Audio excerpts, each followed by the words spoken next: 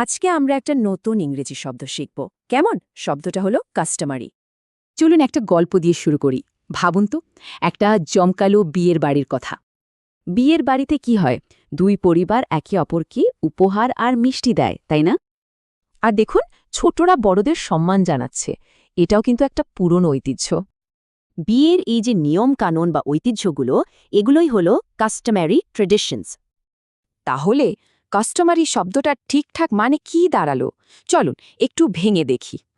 Customary মানে হলো এমন কিছু যা প্রথাগত, মানে যেটা সবসময় হয়ে আসছে বা করাটাই নিয়ম। মনে রাখার জন্য তিনটা শব্দ: ট্রেডিশনাল, ইউজুয়াল, এস্টাবলিশড, মানে ঐতিহ্যবাহী বা স্বাভাবিক। আচ্ছা, এই শব্দটা কিন্তু শুধু বিয়ের অনুষ্ঠানেই ব্যবহার হয় না, আরও অনেক জায়গায় হয়। যেমন ধরুন, একটা অফিসের পরিবেশে।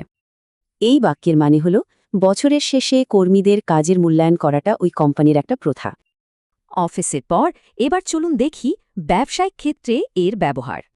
এখানে কাস্টমারি মানে হল ওই অঞ্চলে ব্যবসা করতে গেলে ফর্মাল মিটিং করাটাই সেখানকার রীতি।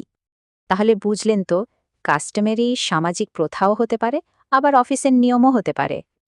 এই শব্দটা শুনলে কিন্তু একটা ইতিবাচক অনুভূতি হয়, কারণ এটা একটা স্বীকৃত নিয়ম বা প্রথা বোঝায়। এই প্রথা বা নিয়মগুলো থাকার কারণেই কিন্তু সব জায়গায় একটা শৃঙ্খলা বজায় থাকে। তো সব শেষে মূল কথাটা কি মনে রাখব আমরা? সোজা কথায়, কাস্টমারি মানে হল এমন কিছু যা ঐতিহ্য বা নিয়মের কারণে স্বাভাবিক হয়ে গেছে। এবার আপনারা ভাবুন তো, আপনাদের স্কুলে এমন একটা কাস্টমারি নিয়ম কি আছে